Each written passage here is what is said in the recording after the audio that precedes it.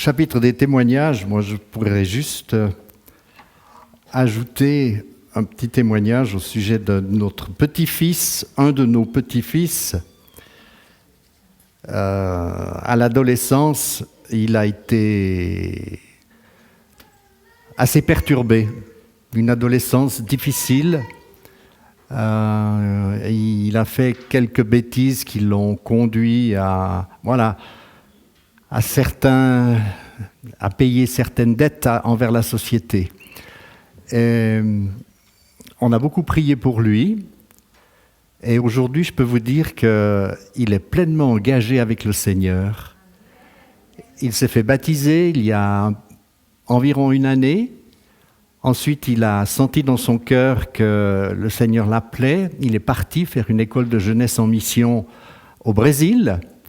Et il a dans son cœur vraiment ce désir de servir le Seigneur. Alors il est là-bas maintenant, livré un petit peu à lui-même, mais on fait confiance au Seigneur pour que le Seigneur continue à le diriger.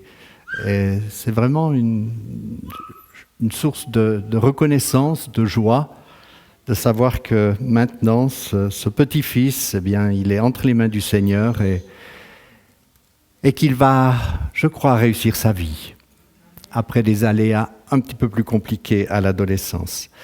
Voilà, je vous invite à lire avec moi quelques versets que nous trouvons ce matin dans le livre des Juges, au chapitre 4. Livre des Juges au chapitre 4, les versets 1 à 10. On va parler d'une femme ce matin. Ça vous fait plaisir, les dames, de temps en temps, hein? D'une femme qui s'appelle Abeille. La traduction de son nom, c'est Abeille. Ça vous dit quelque chose? Non? Ah ben, on va découvrir. Juges, chapitre 4, versets 1 à 10. Les Israélites firent encore ce qui est mal aux yeux de l'Éternel. Éhoud était mort, et l'Éternel les vendit entre les mains de Jabin, roi de Canaan, qui régnait à Hatzor. Le chef de son armée était Sisera. Il habitait à Haroshet-Goïm. Les Israélites crièrent à l'Éternel, car Jabin avait 900 chars de fer, et il opprimait avec violence les Israélites depuis 20 ans. Dans ce temps-là, Déborah, prophétesse, femme de Lapidote, était juge en Israël. Elle siégeait sous le palmier de Déborah, entre Ramma et Béthel, dans les monts d'Éphraïm, et les Israélites montaient vers elle pour le jugement. Elle fit appeler Barak, fils d'Abinoam, de Kedesh-Nephtali, et elle lui dit, « Voilà l'ordre qu'a donné l'Éternel, le Dieu d'Israël. Va faire du recrutement sur le mont Tabor, et prends avec toi 10 000 hommes des fils de Nephtali et des fils de Zabulon. J'attirerai vers toi, au torrent de Kishon, Sisera, chef de l'armée de Jabin, avec ses chars et ses troupes, et je le livrerai entre tes mains. » Barak lui dit, « Si tu viens avec moi, j'irai. Mais si tu ne viens pas avec moi, je n'irai pas. » Elle répondit, « J'irai donc avec toi, mais tu n'auras pas de gloire dans la voie où tu t'engages, car l'Éternel vendra Sisera aux mains d'une femme. » Puis Déborah se leva et se rendit avec Barak à Kedesh. Barak convoqua Zabulon et Nephtali à Kedesh. 10 de milliers d'hommes montèrent sur ses pas, et Déborah monta aussi avec lui. Et l'on va lire au chapitre 5, les versets 1 à 3. En ce jour-là, il y a eu la victoire, évidemment. En ce jour-là, Déborah chanta avec Barak, fils d'Abinoam. Quand on laisse flotter sa chevelure en Israël, quand un peuple se porte volontaire lui-même, bénissez-en l'Éternel. Roi, écoutez, prince, prêtez l'oreille. Je chanterai, oui, moi je chanterai à l'Éternel, je psalmodierai en l'honneur de l'Éternel, le Dieu d'Israël. Le cantique de Déborah, on ne va pas le lire en entier parce qu'il est assez long, mais ce cantique paraît être un des plus vieux textes de l'Ancien Testament. Cette ode triomphale est l'un des chefs-d'œuvre de la littérature hébraïque. Et on pense que ce cantique a été composé sous l'impression immédiate des événements. À cause de son grand âge, le texte comporte de nombreuses difficultés de traduction. Il est d'ailleurs difficile de trouver parmi toutes les versions disponibles aujourd'hui 2 versions à peu près identiques. Il y a beaucoup de variantes dans le texte original, mais le sens général est malgré tout respecté. Le rédacteur du livre des Juges a certainement retrouvé ce chant et il a pu l'inclure tel quel lors de la rédaction des différents récits du livre des Juges. Essayons de comprendre le contexte dans lequel ce cantique fut composé et qui a été chanté par Déborah.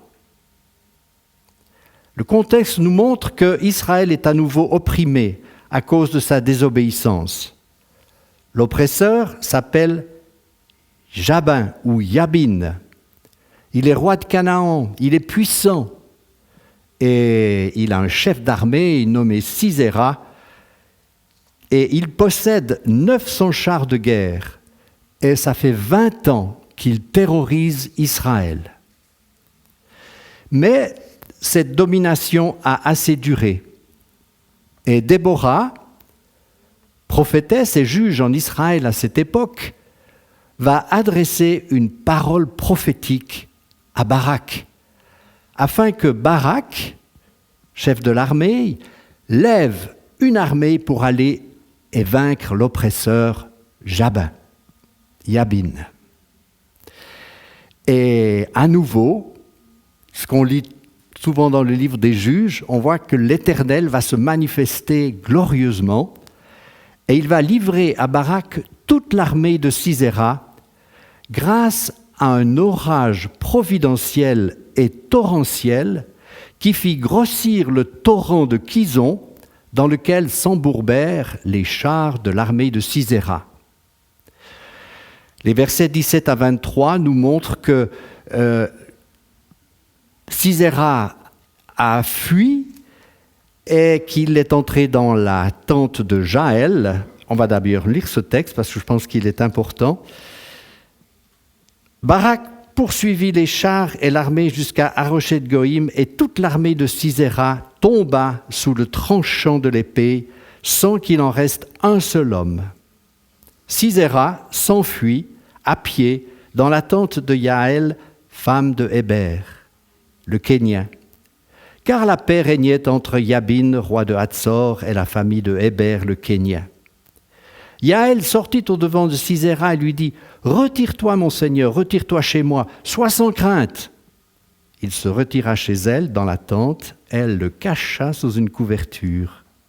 Il lui dit « Donne-moi, je te prie, un peu d'eau à boire, j'ai soif. » Elle ouvrit l'outre à lait, lui donna à boire et le recouvrit. Il dit encore « Tiens-toi à l'entrée de la tente. Si quelqu'un vient te questionner en disant « Y a-t-il ici quelqu'un ?» tu répondras « Non. » Jaël, femme de Héber, saisit un pieu de la tente, prit en main le marteau, s'approcha de lui doucement et lui planta dans la tempe le pieu qui pénétra en terre. Il était profondément endormi, accablé de fatigue, et il mourut. Comme Barak poursuivait Sisera, Jaël sortit à sa rencontre et lui dit « Viens, je te montrerai l'homme que tu cherches. » Il entra chez elle et vit que Sisera était tombé mort, le pieu dans la tempe. En ce jour-là, Dieu humilia Yabin, roi de Canaan, devant les Israélites.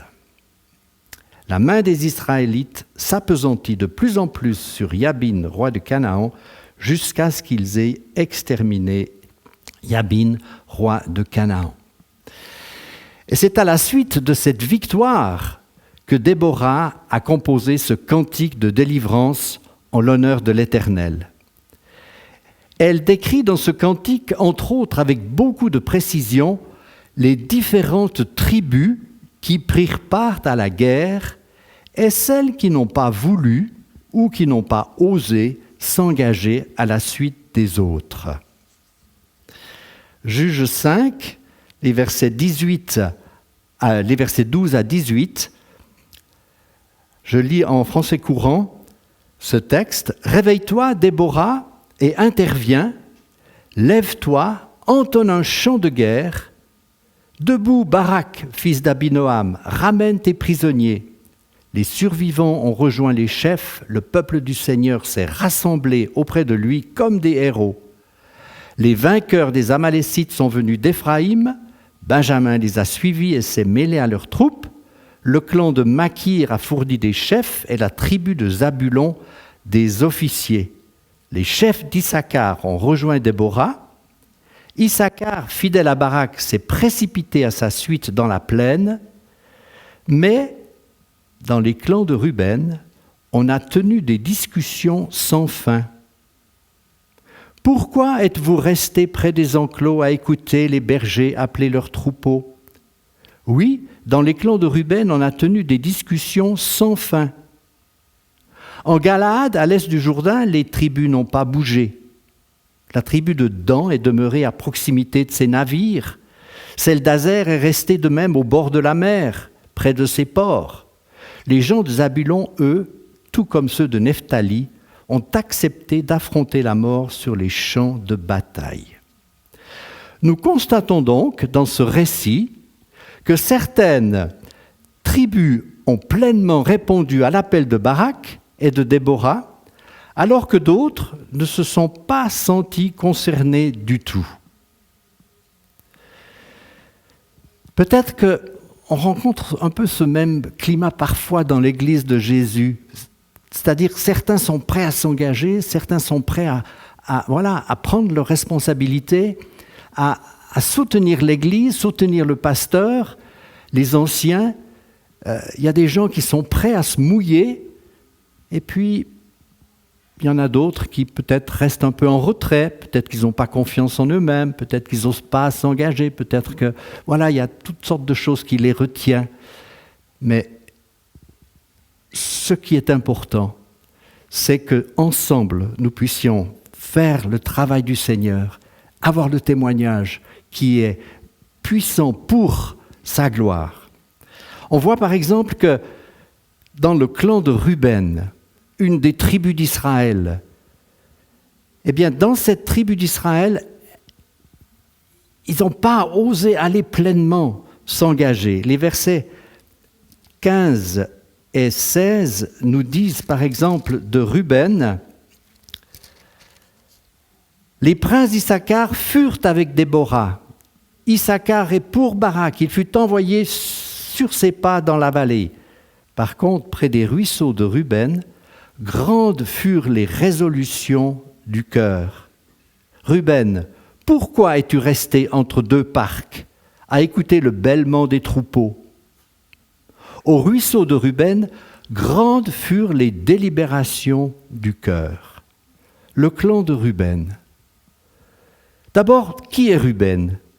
Et où s'est-il installé en terre promise ? Ruben, premier-né de Jacob, a fondé une tribu importante en Israël. Ils ont été les premiers à s'installer à l'est du Jourdain, dans ce qui est aujourd'hui ce que nous appelons la Jordanie, à l'est du Jourdain.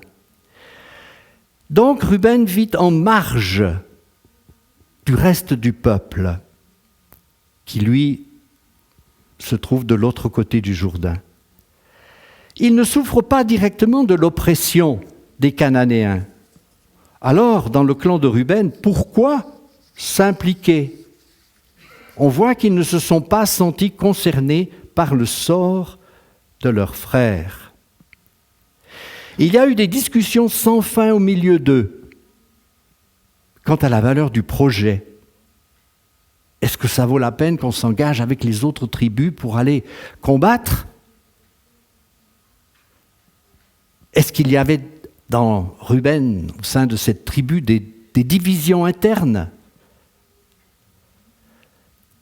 Ruben, pour nous, pourrait typifier aujourd'hui les indécis. Ruben pourrait typifier les discutailleurs, ceux qui discutent pour rien quand il y a des projets d'église. Je ne sais pas si vous avez rencontré ce problème des fois. Les discutailleurs ou les donneurs de conseils. Il faudrait que, ou yaka, vous connaissez les yaka, hein? Ou alors ceux qui disent « tu devrais » ou « on devrait ». Oui, Ruben, qui a eu beaucoup de discussions pour savoir s'il fallait aller s'engager avec les autres tribus, Ruben typifie les indécis, les discutailleurs. Il préfère écouter le bêlement de ses brebis. Ruben préfère écouter la flûte de ses bergers. La vie champêtre, pour Ruben, ça lui plaît beaucoup mieux que le bruit du clairon et le cliquetis des armes. On voit que Ruben, il typifie ceux qui ont peur de l'engagement. Ceux qui ont peur peut-être, en s'engageant, de perdre leur confort. Ils ont peut-être peur de l'engagement à livrer. Alors à partir de ce moment-là, à force de discutailler, on laisse les autres faire le boulot. Et c'est ce qui s'est passé dans cette bataille, c'est que Ruben a laissé les autres faire le travail. Mais encourageons-nous ce matin à ne pas baisser les bras, à ne pas laisser les autres tout faire, mais à combattons le bon combat, répondons présents lorsque l'appel retentit, lorsque dans l'Église il y a des besoins, il y a besoin de bras, il y a besoin de personnes qui se lèvent, qui prient, qui intercèdent, qui sont prêts à entrer dans le combat.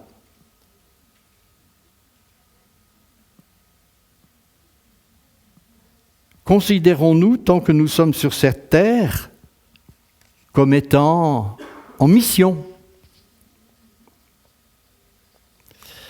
Mais il y a quand même une chose positive chez Ruben, parce qu'on a quand même parlé de cet ordre de marche, de cet appel de Déborah et de Barak à se lever pour combattre. Ils ont au moins parlé de cet ordre de marche. On en a discuté, on a été interpellés, mais il n'y a eu aucune décision concrète de prise. Évitons de faire comme Ruben. Beaucoup de discussions, sans action véritable. Beaucoup de gens qui discutaillent, mais peu qui s'engagent. Ne soyons donc pas comme Ruben. Puis, dans cet appel de Déborah, et dans le cantique qu'elle a ensuite chanté, elle parle de la tribu de Gad, la tribu de Galaad. La tribu de Gad est la demi-tribu de Manassé. Cette tribu, ainsi que la moitié de la tribu de Manassé, était aussi à l'est du Jourdain. C'est-à-dire qu'ils étaient aussi dans ce qui est aujourd'hui la Jordanie. Mais alors, Galaad et Manassé n'ont absolument pas bougé. Le rabbinat français nous dira de Galad, au-delà du Jourdain, qu'il est resté immobile. L'oppression dont étaient victimes leurs frères, de l'autre côté du Jourdain, dans ce qui est Israël aujourd'hui, l'oppression dont étaient victimes leurs frères, donc, leur était égale. L'ordre de marche lancé par Barak ne les a absolument pas touchés. Il semble même qu'ils n'en ont même pas parlé entre eux-mêmes. Galaad représente ceux qui sont repliés sur eux-mêmes et ils n'ont que pour conseil que leur égoïsme. On n'est pas concerné, ça ne nous touche pas, c'est pas nous. On entend souvent ça aujourd'hui. Repliés sur eux-mêmes, ils n'ont pour conseil que leur égoïsme. Ça, c'est peut-être une attitude qu'on trouve quand, dans une église, on est trop centré sur la communauté. Il y a trop de nombrilisme à quelque part. On reste trop longtemps focalisé sur nous-mêmes, parfois sur nos propres problèmes. Alors qu'on est focalisé sur nous-mêmes, on n'est plus à l'écoute de ceux qui, à l'extérieur, sont opprimés par l'ennemi. Et on passe à côté de l'appel à combattre, cet appel que le Seigneur nous adresse. Quand on est trop focalisé sur nous-mêmes ou trop préoccupé de soi-même, il se peut que, n'étant pas ouverts aux autres, repliés sur nous-mêmes, on passe à côté de l'appel du Seigneur. Je pense à David, le roi David, qui lui est resté au palais, alors qu'il avait envoyé son armée combattre. David, durant cette oisiveté spirituelle, cette oisiveté qui l'a fait rester au palais lui a été fatale. Le diable l'a tenté et l'a fait gravement tomber.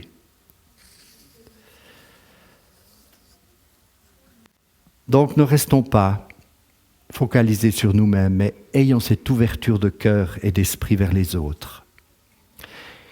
Dans ce cantique de Déborah, il nous est parlé des tribus de Dan et d'Aser. Il nous est dit que Dan est demeuré près de ses bateaux. C'était une tribu qui était sur la côte méditerranéenne, donc. Aser également. Dan est demeuré près de ses bateaux. Il n'a pas voulu quitter ses affaires. Il n'a pas voulu quitter son business. Que les autres combattent, que les autres aillent faire le boulot, nous, on reste centrés sur nos problèmes, nos affaires à nous. Et il nous a dit qu'Aser, il est resté de même au bord de la mer. Et il a voulu fortifier ses petits ports, ses criques, pour les rendre plus performants et opérationnels. Dan et Aser, ces deux tribus qui n'ont pas entendu l'appel de Barak, eh bien, sont peut-être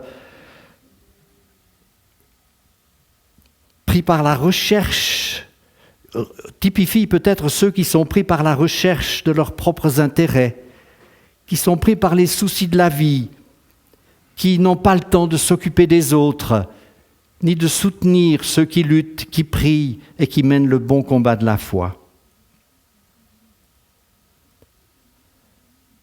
Dan et Aser, ceux qui n'ont pas participé à la bataille.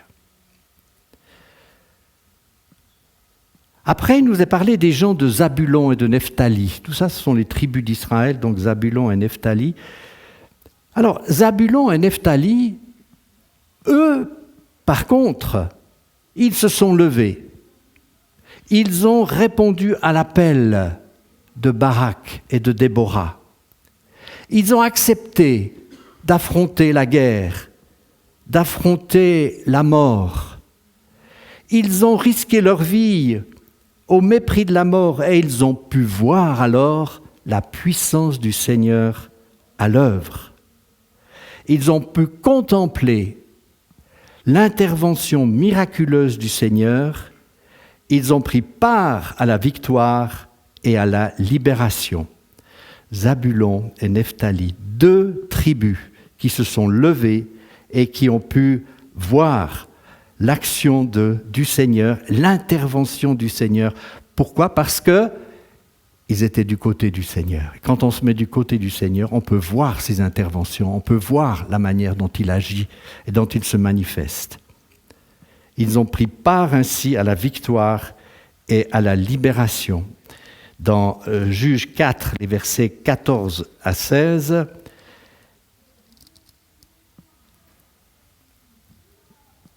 il nous est dit là, Déborah dit à Barak, « Lève-toi, car voici le jour où l'Éternel livre Sisera entre tes mains. L'Éternel se met en campagne devant toi. » Et Barak descendit du mont Tabor avec 10 000 hommes à sa suite.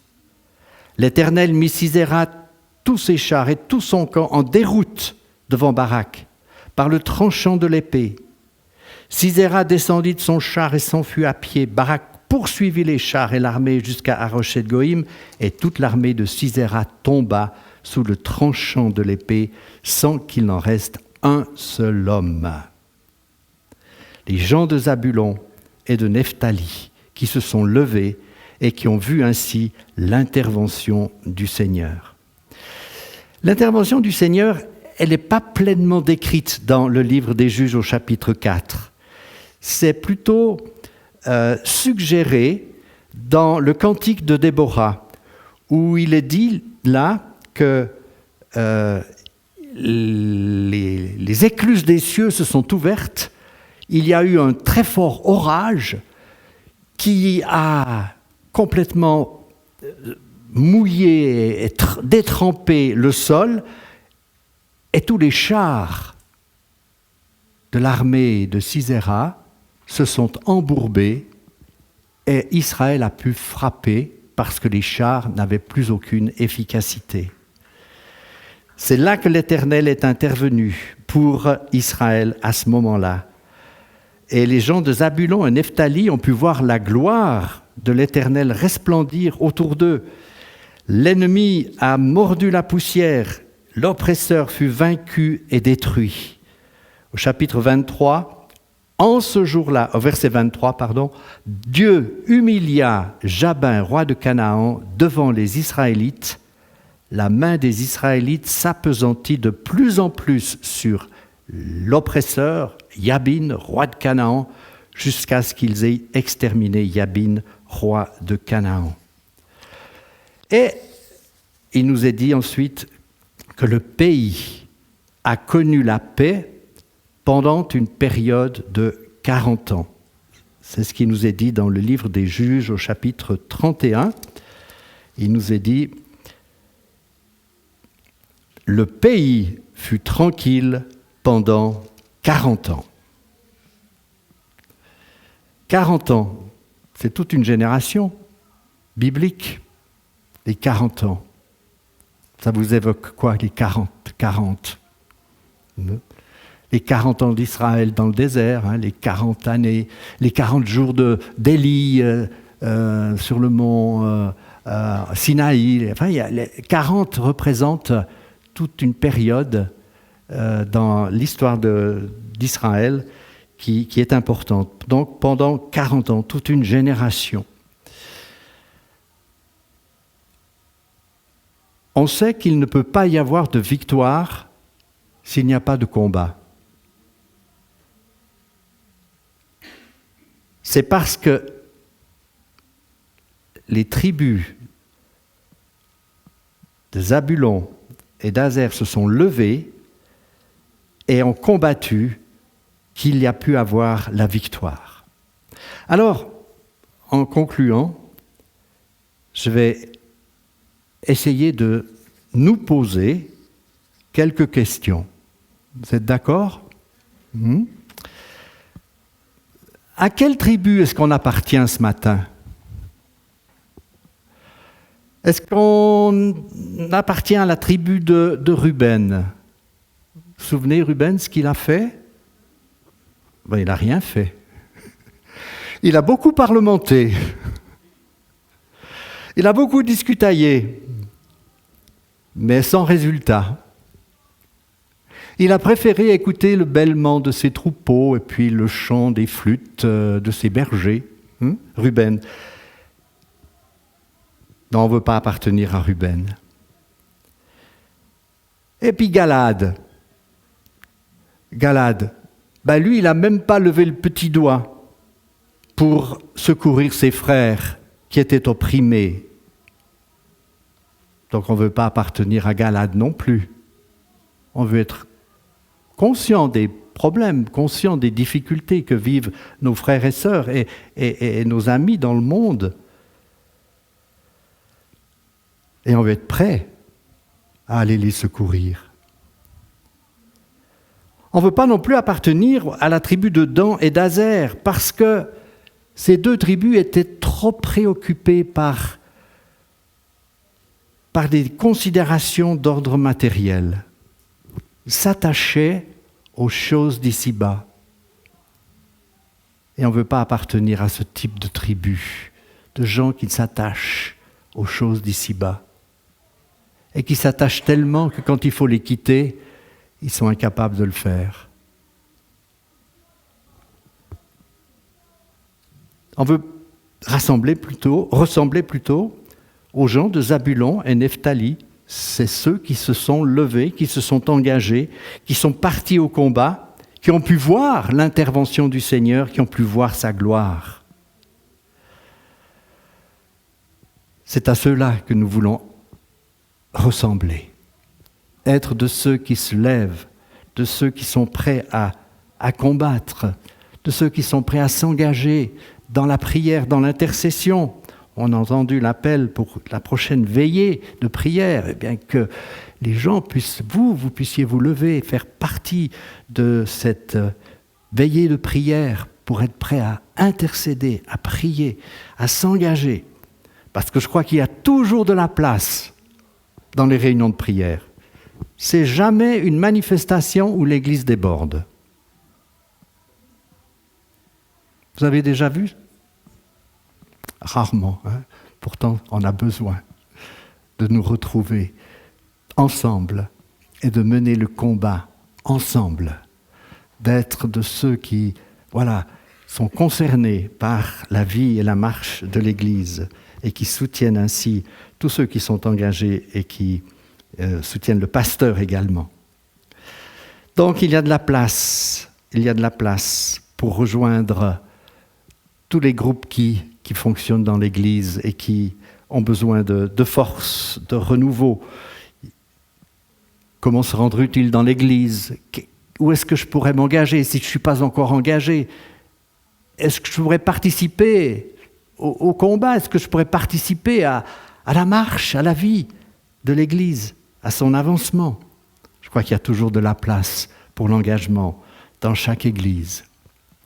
En tout cas, quand j'étais pasteur et que j'avais une communauté, je peux vous dire que j'ai souvent fait des appels et j'ai vu des gens se lever et s'engager. Et ça, c'était le plus réjouissant. Parce qu'on sentait qu'on n'était pas seul en tant que berger, mais que le troupeau était là et qu'il nous accompagnait et qu'il nous soutenait. Et ça, c'est important pour le berger de savoir que les brebis suivent, qu'elles le soutiennent. Donc, il y a encore de la place pour l'engagement dans l'Église.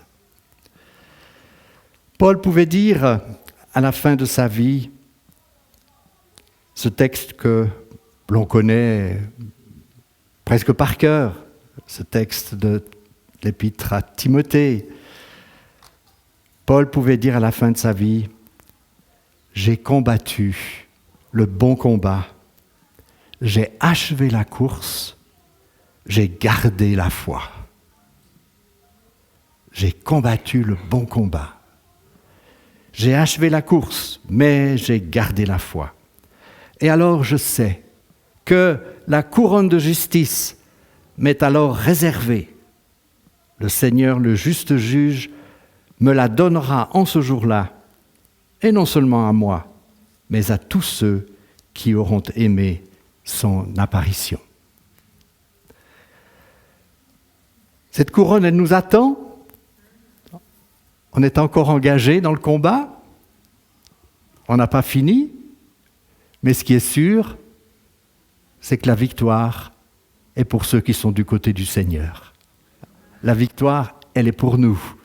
Si nous continuons à marcher fidèlement et si nous continuons à combattre le bon combat de la foi. Ainsi, nous pourrons nous réjouir tous ensemble en allant à la rencontre du Seigneur et en recevant de sa part, là-haut dans le ciel, la couronne de justice qu'il réserve à tous ceux qui auront aimé son retour, son apparition. Cette couronne, elle est pour vous aussi, mais l'essentiel, c'est de continuer à combattre ce bon combat de la foi, de ne pas baisser les bras, de ne pas rendre les armes. Ce n'est pas le moment. Le moment est encore d'être debout pour servir le Seigneur et pour marcher à sa suite et suivre son chemin. Amen. Amen. Merci Seigneur parce que nous sommes assurés de ta présence, de ton secours, de ton aide dans les différents combats que l'on peut livrer. Peut-être certains au milieu de nous ont des combats à livrer pour leur famille, pour leurs proches. D'autres ont peut-être des combats à livrer sur leur lieu de travail, dans leur voisinage. Seigneur, tu connais toutes nos situations, mais nous proclamons déjà que tu es le vainqueur sur toutes nos situations difficiles et que dans le combat que nous devons mener pour te rester fidèles jusqu'au bout, eh bien tu es là, tu nous soutiens, tu nous renouvelles. Tu es là, Seigneur, tu es présent et tu nous fais tellement de bien et tu es tellement proche que nous ne pouvons pas douter de ta présence et de ton amour envers nous. Merci de bénir mes frères et sœurs, Seigneur. Accompagne chacun dans leur cheminement, dans leur vie de chaque jour, dans leur combat. Merci, Seigneur, d'être avec eux et de les soutenir. Et nous voulons être, Seigneur, comme ces tribus qui se sont levées et qui ont vu la victoire que tu as accordée à ton peuple. Merci, Seigneur. Au nom de Jésus, nous te prions. Amen.